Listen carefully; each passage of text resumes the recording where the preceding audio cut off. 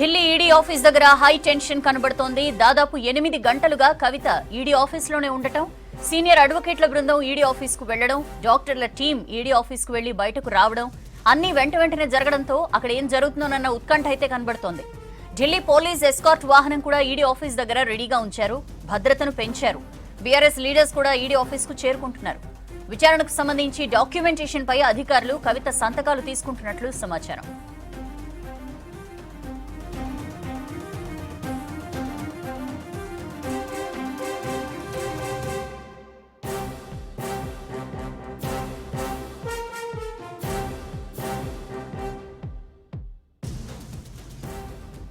సంపత్ 7 గంటలు దాటిపోయింది. విచారణ స్టార్ట్ అయ్యి ఏం జరుగుతోంది? డాక్టర్స్ కూడా లోపలికి వెళ్లారు, వాళ్ళందరూ బయటకు వచ్చిండ్రా?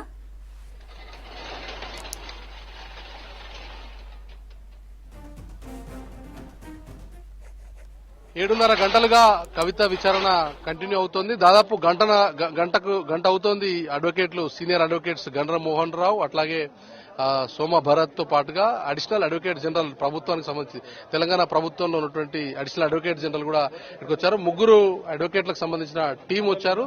సో వాళ్ళు వచ్చినప్పటి నుంచి లోపలికైతే వెళ్ళలేదు, ఎలాంటి కమ్యూనికేషన్ కూడా ఇవ్వలేదు.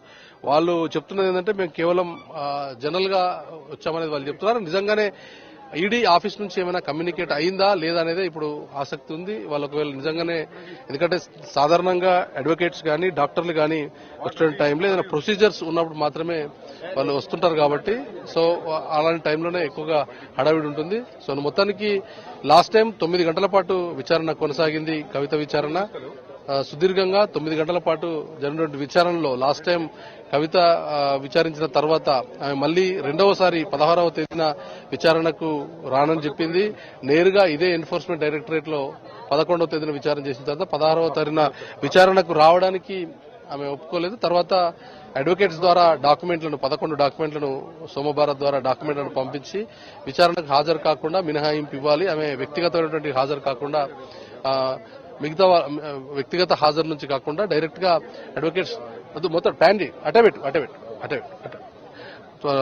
వ్యక్తిగత హాజరు నుంచి మినహాయింపు ఇవ్వాలన్నటువంటి విషయాన్ని ఆమె కోరింది కోర్టుని. కానీ కోర్టు ఆ అంశం పెండింగ్ లో ఉండగానే, 24వ తేదీన పెండింగ్ లో ఉండగానే ఆమె తిరిగి మళ్లీ ఈరోజు విచారణకైతే హాజరైంది. చూడాలి మొత్తానికి ఇంకా ఎంతసేపటి వరకు కవిత లోపల ఉంటారు, విచారణకే పరిమితం చేస్తారా లేదంటే మరేదైనా స్టెప్స్ ఉన్నాయని చూడాలి.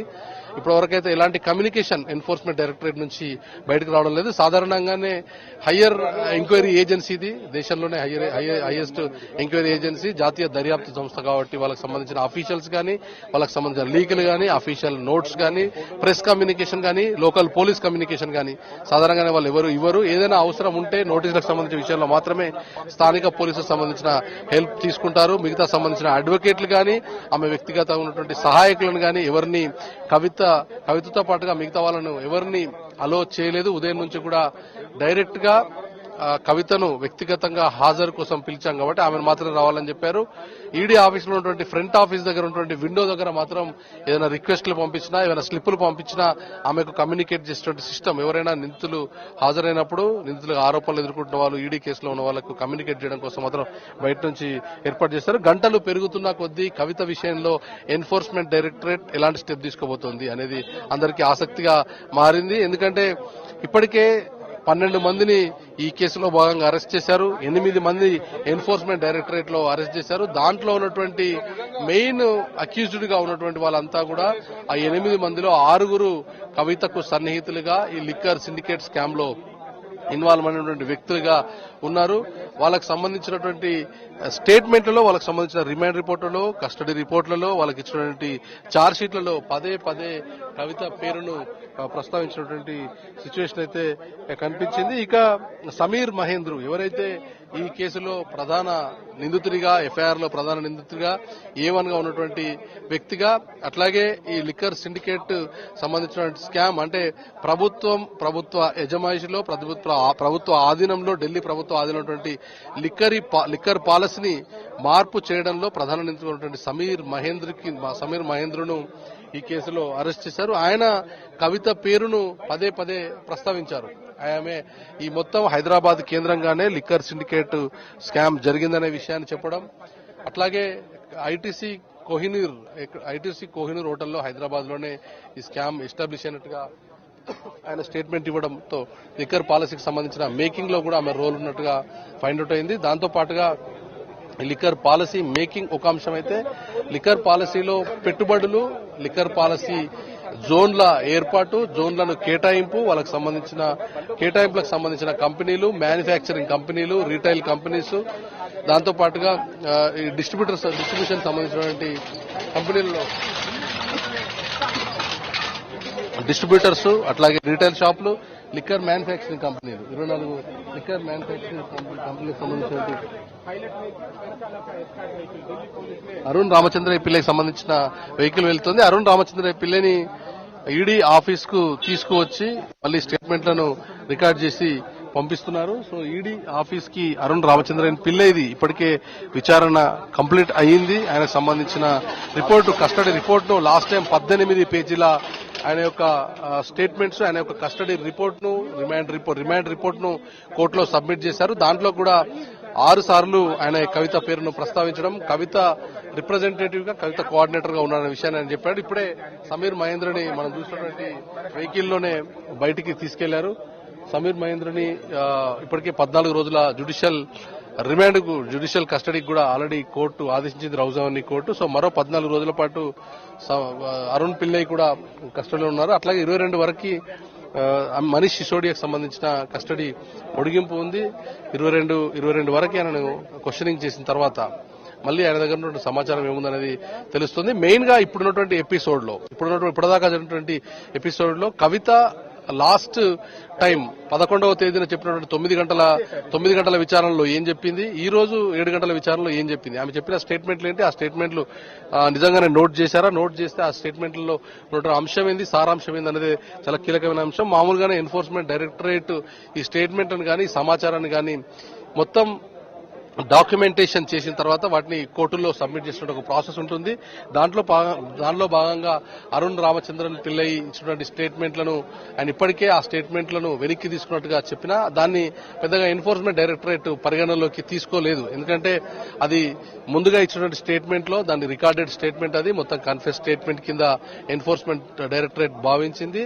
సో ఆయన ఇచ్చిన స్టేట్మెంట్ల పైన, సమీర్ మహేంద్ర ఇచ్చినటువంటి స్టేట్మెంట్ల పైన, అట్లాగే మనీష్ సిసోడియా ఇచ్చినటువంటి స్టేట్మెంట్ల పైన, మన సమీర్ మహేంద్రనేమో మొత్తం లిక్కర్ సిండికేట్ వ్యాపారానికి విస్తృతంగా వ్యాపారం చేయడానికి సన్నద్ధంగా ఉండి ఆయన తలభాగంగా ఉన్నారు. దీంట్లో మెయిన్ రోల్ పోషించారు. ఆయననే ఫ్రంట్ లైన్ లో ఉండి ఈ డీల్ ను, ఈ లిక్కర్ పాలసీకి సంబంధించిన అవగాహన ఉన్నటువంటి వ్యక్తిగా, లిక్కర్ సిండికేట్ వ్యాపారంలో ఎక్స్పీరియన్స్ ఉన్న వ్యక్తిగా సమీర్ మహేంద్ర ఉన్నారు. ఆయననే ఇండో స్పిరిట్, అట్లాగే రాబిన్ డిస్టిలరీస్, హిండ్కో సంబంధించినటువంటి డిస్టిలరీస్ సంబంధించినటువంటి కంపెనీలను ఆపరేట్ చేసిన వ్యక్తిగా, సౌత్ గ్రూప్ కి 60% లిక్కర్ సిండికేట్ సంబంధించినటువంటి పాలసీలో భాగంగా 60% వ్యాపారానికి సంబంధించిన అలాట్మెంట్స్ అయితే దాని ఫ్రంట్ లైన్ ఉన్నారు. సో సమీర్ మహేంద్ర ఆయన పేరును ప్రస్తావించారు.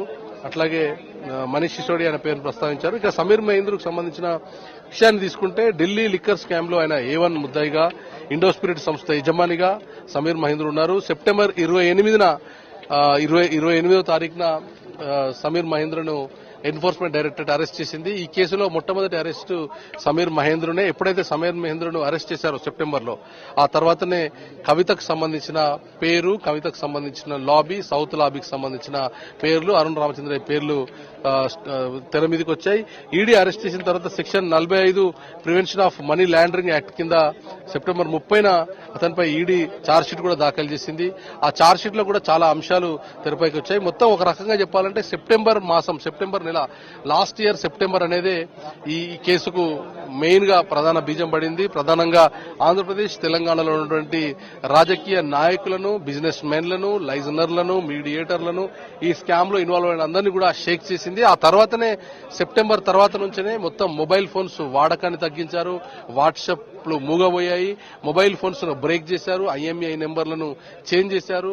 10ల సంఖ్యలో మనీష్ సిసోడియా విషయానికి వస్తే 12 ఫోన్లను బ్రేక్ చేసి ఎవిడెన్స్ లేకుండా కొలాప్స్ చేసే ప్రయత్నం చేశాడు. కవిత 2 ఫోన్లను, ఆమె వాడుతున్నటువంటి ఐఫోన్లను బ్రేక్ చేసినట్టుగా, అట్లాగే ఆ ఫోన్లకు సంబంధించిన IMEI నెంబర్లో ఉన్నటువంటి సిమ్ కార్డులను, అట్లాగే IMEI నెంబర్లను మార్చడం కోసం ఆమె ఫోన్లను మార్చినట్టుగా ఎస్టాబ్లిష్ అయింది. సో సెప్టెంబర్ 30న ఛార్జ్షీట్ దాఖలు చేస్తే సమీర్ మహేంద్ర విషయంలో ఆ ఛార్జ్షీట్ లో కూడా చాలా అంశాలు పైకొచ్చాయి. ఇక శరత్ చంద్రారెడ్డి మొదటి నుంచి కవితకు సన్నిహితుడిగా ఉన్నట్టుగా తెలుస్తోంది. దాంతో పాటుగా అరవిందో గ్రూప్ ఫార్మాకు సంబంధించి pharma company Aurobindo company pharma company చాలా పేరుగాంచిన ఫార్మా కంపెనీది దేశంలోనే. దాంట్లో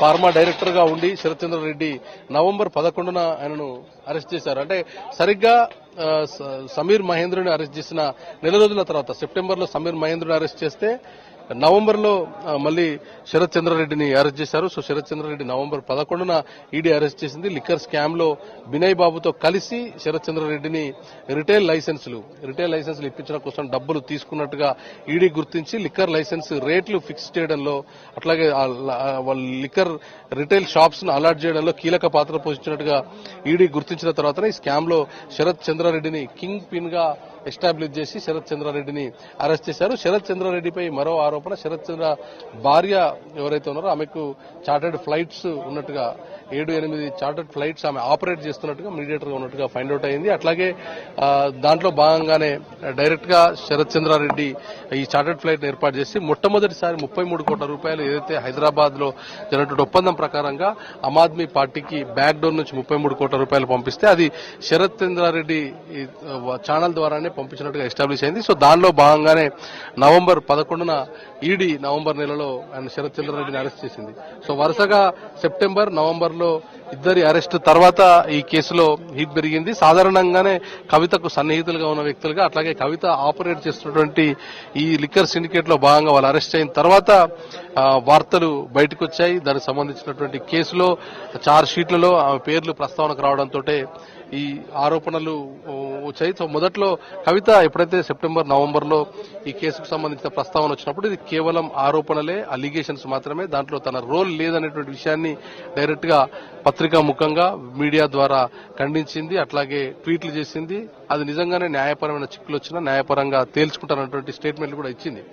దాని తర్వాత ఆమెను డిసెంబర్ 11వ తేదీన హైదరాబాద్ లో ఆమె నివాసంలో విచారించారు. అప్పుడు కూడా ఆరోపణల నేపథ్యంలో విచారించినట్టుగా అందరూ భావించారు. కానీ ఎప్పుడైతే ఎన్ఫోర్స్మెంట్ డైరెక్ట్ గా ఢిల్లీ కార్యాలయానికి రావాలని పిలుపునివ్వడం, మొన్న 11వ తేదీన ఆమెను విచారించడంతో కేసులో హీట్ పెరిగింది.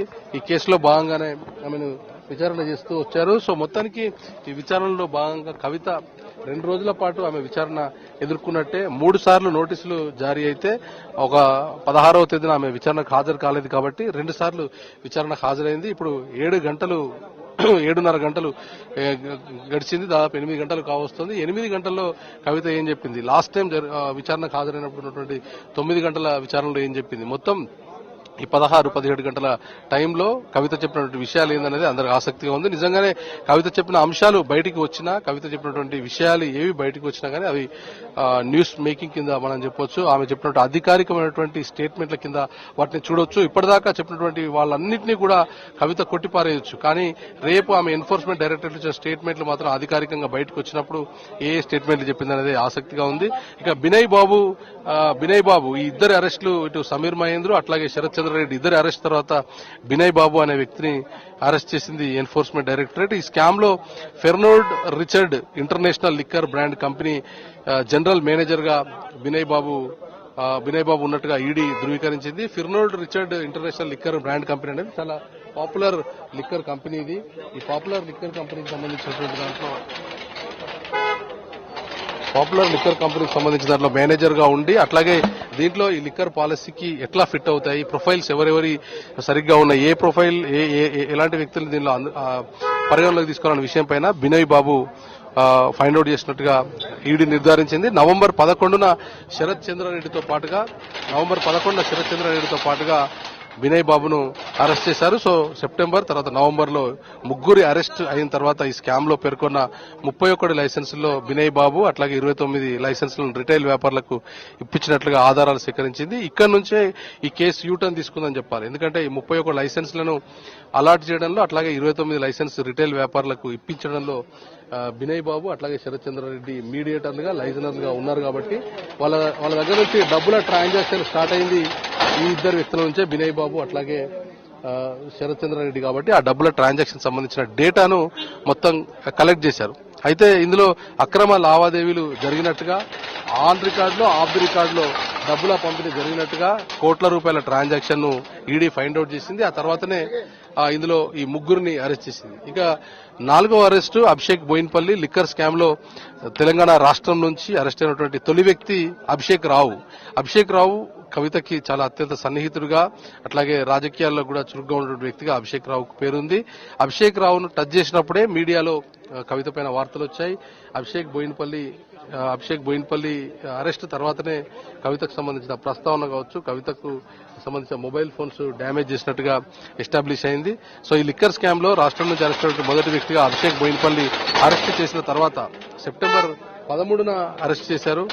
నవంబర్ 13న సెప్టెంబర్లో సమీర్ మహేంద్రను అరెస్ట్ చేస్తే నవంబర్లో బినయ్ బాబును అట్లాగే శరత్ చంద్రను అరెస్ట్ చేశారు. సేమ్ అదే నెలలో వరుస అరెస్టులు, ముగ్గురు అరెస్ట్ తర్వాత మరో అరెస్టు నవంబర్ 13న అరెస్ట్ చేసి అభిషేక్ బోయిన్పల్లి అరెస్ట్ చేసి కస్టడీకి తీసుకున్నారు. సో ఈ అరెస్ట్ తర్వాతనే ఈ కేసులో ప్రధానమైనటువంటి ఆధారాలు సౌత్ లాబీకి సంబంధించినటువంటి ప్రధానమైన ఆధారాలు సేకరించింది. సౌత్ లాబీ పైన కేసు ఎస్టాబ్లిష్ అయింది. ఇదే అరెస్ట్ అనేది ఈడీ భావించింది. ఈడీ ఇదే విషయాన్ని తన ఛార్జ్షీట్లో కూడా స్పష్టం చేసింది. మెయిన్ గా ఈ కేసులో ఆరోపణలు ఎదుర్కొంటున్న అభిషేక్ రావుకు సంబంధించి అరెస్ట్ చేసిన తర్వాత ఈ నేతలకు సంబంధించిన దాంట్లో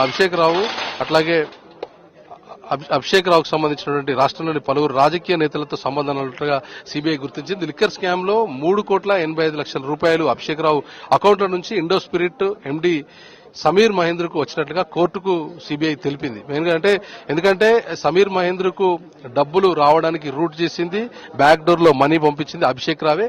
అభిషేక్ రావు లావాదేవీల్లో రెడ్ హ్యాండెడ్ గా పట్టుబడ్డట్టయింది. ఆ డబ్బులను 3,85,00,000 రూపాయలని ట్రాన్సాక్షన్ రూపంలో డబ్బుల పంపిణీ జరిగింది. ఇందులో స్కామ్ జరిగింది, ఫైనాన్షియల్ అఫెన్సెస్ జరిగాయి, ఆర్థిక లావాదేవీలు జరిగాయి అనేందుకు మెయిన్ ఎవిడెన్స్ లభించింది అభిషేక్ బోయిన్పల్లి అరెస్ట్ తోనే. ఆయన ట్రాన్సాక్షన్ చేసినటువంటి 3,85,00,000 రూపాయల సంబంధించిన అకౌంట్ ను ఈడీ సీజ్ చేసింది. ఆ మొత్తం 3 అకౌంట్ల నుంచి అభిషేక్ ఖాతాల్లో జమ అయినట్లుగా, ఎందుకంటే అభిషేక్ రావు అకౌంట్ల నుంచి ఇండో స్పిరిట్ ఎండీ సమీర్ మహేంద్రకు ఎప్పుడైతే డబ్బులు పంపించాడో, సో పంపించినప్పుడు సమీర్ మహేంద్ర డైరెక్ట్ గా విజయ్ నాయర్ ను డీల్ చేస్తున్నాడు. విజయ్ నాయర్ అరవింద్ కేజ్రీవాల్ ఆదేశాల మేరకు మాత్రమే పనిచేస్తున్న పరిస్థితి ఉంది. సో ఈ కేసును చైన్ లింక్ ఎస్టాబ్లిష్ చేయడానికి సమీర్ మహేంద్ర వయా అభిషేక్ బోయిన్పల్లికి ట్రాన్సాక్షన్ జరిగినట్టుగా 3,85,00,000కు సంబంధించినటువంటి డేటా కలెక్ట్ చేసిన తర్వాత దీంట్లో ఎన్ఫోర్స్మెంట్ డైరెక్టరేట్ కు కావాల్సినటువంటి సరైన ఆధారాలు, వాళ్ళకు కావాల్సిన గ్రౌండ్స్ ఎస్టాబ్లిష్ అయింది. సో దాంతోనే ఎఫ్ఐఆర్ నుంచి ఛార్జ్షీట్ దిశగా, రిమాండ్ దిశగా ఈడీ అడుగులు వేసింది. ఆ మొత్తం 3 అకౌంట్ల నుంచి కూడా అభిషేక్ బోయిన్పల్లికి సంబంధించిన ఖాతాల్లో జమ అయినట్లుగా ఫైండ్ అవుట్ చేసింది. ఇక ఎప్పుడైతే ఈ గ్రౌండ్ బయట ఉన్నటువంటి ఈ సమీర్ మహేంద్ర గాని, శరత్ చంద్రారెడ్డి, బినయ్ బాబు అట్లాగే అభిషేక్ బోయిన్పల్లి అరెస్ట్ చేసిన తర్వాత, ఈ నిర్ధారణ జరిగిన తర్వాత ఆమ్ ఆద్మీ పార్టీకి సంబంధించినటువంటి అధికార ప్రతినిధిగా అట్లాగే వాళ్ళకు కోఆర్డినేటర్ గా అరవింద్ కేజ్రీవాల్ కి అట్లాగే మనీష్ సిసోడియాకి సన్నిహిత వ్యక్తిగా ఉన్నటువంటి విజయ్ నాయర్ ని ఎన్ఫోర్స్మెంట్ డైరెక్టరేట్ టచ్ చేసింది. ఆమ్ ఆద్మీ పార్టీకి సంబంధించిన కమ్యూనికేషన్ ఇన్ఛార్జ్ విజయ్ నాయర్ ను ఈడీ కరెక్ట్ గా నవంబర్ 13న అరెస్ట్ చేసింది. అంటే ఒక 2 నెలల్లో, సెప్టెంబర్ నవంబర్ 2 నెలల్లోనే 5గురిని అరెస్ట్ చేసి ఎన్ఫోర్స్మెంట్ డైరెక్టరేట్ స్పీడప్ చేసింది కేసు. దీంట్లో ఉన్నటువంటి సరౌండింగ్ సంబంధించినటువంటి ఎవిడెన్సెస్ ను అట్లాగే అకౌంట్స్ లో ట్రాన్సాక్షన్ అయినటువంటి ఎవిడెన్సెస్ ని ఎస్టాబ్లిష్ చేయడంలో ముందుగా ఈ 5గురిని అరెస్ట్ చేసింది సెప్టెంబర్లో, నవంబర్లో. ఆ తర్వాతనే దీంట్లో బ్యాక్గ్రౌండ్ లో ఉండి పొలిటికల్ పవర్ ను మిస్యూజ్ చేసినటువంటి మనీష్ సిసోడియాను ఈడీ టచ్ చేసింది. తర్వాత వీళ్ళని అరెస్ట్ చేసిన తర్వాతనే కవితకు సంబంధించిన రోల్ ని, కవితకు సంబంధించిన పాత్రని ఛార్జ్షీట్లలో, రిమాండ్ రిపోర్ట్ లో ఎస్టాబ్లిష్ అయినట్టుగా బయటకు లీకులు కూడా వచ్చాయి. సో లిక్కర్ పాలసీపై అక్రమ లావాదేవీలకు పాల్పడ్డట్టుగా ఈడీ విజయ్ నాయర్ ను సరిగ్గా నవంబర్ 13న అరెస్ట్ చేసింది ఎన్ఫోర్స్మెంట్ డైరెక్టరేట్. ఈ పాలసీపై ఏదైనా విచారణ జరిగితే అసలు నిందితులు దొరకకూడదనే ఉద్దేశంతో విజయ్ నాయర్ ఇట్లా వ్యవహరించినట్టుగా లిక్కర్ పాలసీ 2021లో మార్పులు చేసేలా ప్రైవేటు లిక్కర్ హోల్సేలర్ల నుంచి డబ్బులు సమీకరించడంలో, ఎవరైతే లిక్కర్ సిండికేట్ ఉన్నటువంటి హోల్సేలర్లు, రిటైలర్లు ఎవరైతే ఉన్నారో వాళ్ళకు ఈ డీల్ ఒప్పందం కుదిరి వాళ్ళంతా ఎవరైతే ఇంట్రెస్టెడ్ గా ఉన్నటువంటి లిక్కర్ సిండికేట్ లో ఇంట్రెస్టెడ్ గా ఉండి జోన్ల వారిగా షాపులు కావాలని కోరిన వాళ్ళు ఎవరైతే ఉన్నారో వాళ్ళకు అలాట్ చేయడం కోసం విజయ్ నాయర్ లిక్కర్ హోల్సేలర్ల నుంచి హవాలా ద్వారా డైరెక్ట్ గా అకౌంట్ల ద్వారా కాకుండా ఇండైరెక్ట్ గా డబ్బులు సేకరించాడనే విషయం పైన ఆరోపణ పైన విజయ్ నాయర్ని అరెస్ట్ చేశారు. దాని తర్వాత విజయ్ నాయర్కు సన్నిహితుడిగా, విజయ్ నాయర్ దగ్గర మనిషిగా, విజయ్ నాయర్తో పాటుగా ఈ ఆపరేషన్స్ లో ఉండి అట్లాగే అరుణ్ రామచంద్ర పిల్లని కలిసి కవిత ఇంటికి వెళ్లి కవిత ఇంట్లో కలవడానికి, కవితతో పాటుగా ఒబరాయ్ హోటల్, ఢిల్లీలో ఉంటున్న ఒబరాయ్ హోటల్లో కలవడానికి ఇమీడియట్ గా వివరించినటువంటి అమిత్ అరోరాను కూడా ఈ కేసులో పికప్ చేశారు. ఆయనను కూడా నవంబర్ 29న అరెస్ట్ చేశారు. సో మొత్తం 6గురిని కేవలం సెప్టెంబర్, నవంబర్ నెల ముగిసేసరికి ఆరుగురిని అరెస్ట్ చేసింది enforcement directorate. So enforcement directorate arrest చేసింది. సో దానిలో భాగంగానే బడ్డీ రిటైల్ సంస్థ డైరెక్టర్ అమిత్ అరోరాను బడ్డీ రిటైల్ సంస్థకు సంబంధించిన డైరెక్టర్ గా ఉన్నటువంటి, దీంట్లో రిటైల్ ప్రొఫైల్స్, లిక్కర్ ప్రొఫైల్స్ సంబంధించిన వ్యక్తిగా ఉన్నటువంటి బడ్డీ రిటైల్ సంస్థ ఉన్నట్టు ఎవరైతే ఉన్నారో అరోరాను అమిత్ అరోరా సన్నిహితుడిగా, ఆమ్ ఆద్మీ పార్టీకి సన్నిహితుడిగా, అట్లాగే విజయ్ నాయర్కి సన్నిహితుడు ఉన్న వ్యక్తిని నవంబర్ 29న ఈ మద్యం పాలసీలో భాగంగా అరెస్ట్ చేశారు. ఆయన ఢిల్లీ మద్యం వ్యాపారాలు అప్పటికే చాలా కీ రోల్లో ఉన్నాడు. అమిత్ అరోరా ఢిల్లీ లిక్కర్ వ్యాపారాలు రెగ్యులర్ గా చేస్తున్న వ్యక్తిగా అమిత్ అరోరాకు పేరు ఉంది. సో ఆయన ద్వారానే ఈ పాలసీ మార్చాలంటే ఒక ప్రపోజల్ విజయ్ నాయర్ దగ్గరికి వెళ్ళింది. విజయ్ నాయర్ డైరెక్ట్ గా అరవింద్ కేజ్రీవాల్ దగ్గరికి వెళ్ళి ప్రపోజల్ చెప్పిన తర్వాత అరవింద్ కేజ్రీవాల్ తన దగ్గర ఉన్నటువంటి ఐఫోన్ నుంచి ఫేస్ టైం ద్వారా ఇన్స్ట్రక్షన్స్ మనీష్ సిసోడియాకి ఇచ్చారనే విషయాన్ని ఛార్జ్ షీట్ లో పేర్కొంది ఈడీ. సో వాళ్ళు ఇచ్చిన ఇన్స్ట్రక్షన్స్ మేరకే పాలసీని మార్పు చేయడం కోసం, పాలసీలో ఉన్నటువంటి 5% 12% పెంచడం, దానిలో వచ్చినటువంటి లాభాలను ఎట్లా రూట్ చేయాలి, ఆమ్ ఆద్మీ పార్టీ తన వ్యక్తిగతమైనటువంటి పార్టీ కార్యకలాపాలకు డబ్బును బ్యాక్గ్రౌండ్ లో ఎట్లా తీసుకోవాలనే విషయం పైన ఒక అంచనా వేసి దానికి సంబంధించిన లెక్కల్ని ఎస్టాబ్లిష్ చేసింది అప్పుడే. సో ఢిల్లీ మద్యం పాలసీ రూపకల్పనలో ఆయన కీలకంగా వివరించారు. ఢిల్లీ డిప్యూటీ సీఎం మనీష్ సిసోడియా సన్నిహితులతో కూడా ఆయన ఒకరిగా చెప్పారు. సో మొత్తానికి దీంట్లో ఇప్పుడు ఫైనల్ గా చూస్తే అరెస్ట్ అయినటువంటి నవంబర్ అట్లాగే సెప్టెంబర్ అరెస్ట్ అయినటువంటి 6గురిలో 2 విజయ్ నాయర్, అమిత్ అరోరా ఇద్దరు కూడా ఆమ్ ఆద్మీ పార్టీకి సన్నిహితులు, ఈ పాలసీ మేకింగ్ లో ఉన్నటువంటి వాళ్ళు. ఇక మిగతా నలుగురు ఎవరైతే బినయ్ బాబు, శరత్ చంద్రారెడ్డి, అభిషేక్ బోయిన్పల్లి, ఆయనతో పాటుగా సమీర్ మహేంద్రు, వీళ్ళంతా కూడా ఈ లిక్కర్ సిండికేట్ వ్యాపారానికి సంబంధించిన వాళ్ళు, డబ్బులు అలాట్ చేసిన వాళ్ళు. ఆయనతో పాటుగా గౌతమ్ మల్హోత్రాను కూడా సిబిఐ అరెస్ట్ చేసింది. దీంట్లో భాగంగా ఫిబ్రవరి మళ్ళీ సెప్టెంబర్, నవంబర్లో ఈ కేసు ఎస్టాబ్లిష్ చేసిన తర్వాత దాంట్లో వచ్చిన లీడ్స్ ను బేస్ చేసుకొని, దాంట్లో వచ్చిన ఆధారాలు, ఆర్థిక లావాదేవీలను బేస్ చేసుకొని మళ్ళీ గౌతమ్ మల్హోత్రాను ఫిబ్రవరి 8న ఢిల్లీ లిక్కర్ స్కామ్ లో గౌతమ్ మల్హోత్రాను అరెస్ట్ చేసింది ఈడీతో. లిక్కర్ పాలసీకి వ్యతిరేకంగా స్కామ్ జరిపినట్టు ఈడీ ఇందులో వెల్లడించింది. గౌతమ్ అక్రమ లావాదేవీలకు జరిపినట్టుగా ఎంత డబ్బు ఎవరెవరికి పంపించాడు, ఎవరెవరికి ట్రాన్సాక్షన్ చేసిన విషయం పైన ఒక కొరియర్ కింద, ఒక మీడియేటర్ కింద లైజనర్ గా గౌతమ్ మల్హోత్రా ఉన్న విషయాన్ని ఫైండ్ అవుట్ చేసి అరెస్ట్ చేసింది. అట్లాగే రాజేష్ జోషి అనే వ్యక్తిని కూడా ఈ లిక్కర్ స్కామ్ లో ఫిబ్రవరి 9న అరెస్ట్ చేసింది. ఈయన చారియట్ మీడియా ప్రైవేట్ లిమిటెడ్ అధినేత రాజేష్ జోషిగా ఉన్నాడు. సౌత్ గ్రూప్ కు 31 కోట్ల రూపాయల నగదును బదిలీ చేయడంలో రాజేష్ జోషి కీలకంగా వ్యవహరించారు. 31 కోట్ల రూపాయలని రాజేష్ జోషి డబ్బులు ఏర్పాటు చేశారు. ఎందుకంటే ఆయన ఈ లిక్కర్ సిండికేట్ స్కామ్ ద్వారా ఆయనకు వచ్చినటువంటి లాభాలను, వాళ్ళకి అలాట్ అయిన జోన్లను ముందస్తుగానే ఆయన అలాట్ చేసుకున్న తర్వాత 30 కోట్ల రూపాయల నగదును రాజేష్ జోషి పంపించారు. ఆయన ఈ వ్యక్తే రాజేష్ జోషికి డబ్బులు 31 కోట్ల రూపాయలు గోవా ఎన్నికలు జరుగుతున్న టైంలో ఆమ్ ఆద్మీ పార్టీకి ఈ డబ్బు ఖర్చు చేసినట్టుగా ఈడీ ఆరోపిస్తోంది. అంతేకాకుండా హైదరాబాద్ నుంచి నగదు ఢిల్లీకి తరలించారనేది ప్రధాన ఆరోపణ. సో ఈ రాజేష్ జోషి ఎవరు, రాజేష్ జోషికి డబ్బులు ఎలా వచ్చాయి, డబ్బులు పంపించింది హైదరాబాద్ లో ఉన్నటువంటి చార్టర్డ్ ఫ్లైట్ ద్వారా పంపించారు. దానికి అరబిందో డైరెక్టర్ గా ఉన్నటువంటి శరత్ చంద్రారెడ్డికి సంబంధించిన భార్యకు సంబంధించినటువంటి ఫ్లైట్ ద్వారానే, చార్టర్డ్ ఫ్లైట్ ద్వారానే డబ్బులు వచ్చినట్టుగా ఆదేశాలు అందాయి. దాంట్లో అరుణ్ రామచంద్రన్ పిల్లై డైరెక్ట్ గా ఫోన్ కాల్స్, చిట్ చాటు చేసినట్టుగా వాట్సాప్ లో స్టేట్మెంట్లు వచ్చాయి. కాబట్టే ఈ కేసులో లీడ్ దొరికింది. ప్రధానంగా ఈ రాజేష్ జోషి ఎవరైతే ఉన్నారో, రాజేష్ జోషి సంబంధించిన రోల్ ఎస్టాబ్లిష్ అయిన తర్వాతనే ఈ కేసుకు లీడ్ దొరికింది. స్పెషల్లీ హైదరాబాదు, తెలంగాణ, ఆంధ్రప్రదేశ్ సంబంధించినటువంటి ఉమ్మడి రాష్ట్రాలకు సంబంధించినటువంటి లీడు, డబ్బులకు సంబంధించిన హవాలా లీడ్ దొరకడానికి ఈ రాజేష్ జోషియే ప్రధానమైనటువంటి వ్యక్తిగా చెప్పొచ్చు. దీని తర్వాతనే కవితకు సంబంధించిన అనుంగులను, కవితకు సంబంధించిన ఆడిటర్లను, కవితకు సంబంధించిన దగ్గర వ్యక్తులను టచ్ చేయడానికి, కవితను నేరుగా ప్రశ్నించడానికి ఒక బేస్ లైన్ ఇదే అని చెప్పాలి. ఎందుకంటే అప్పటికే డిసెంబర్ 11న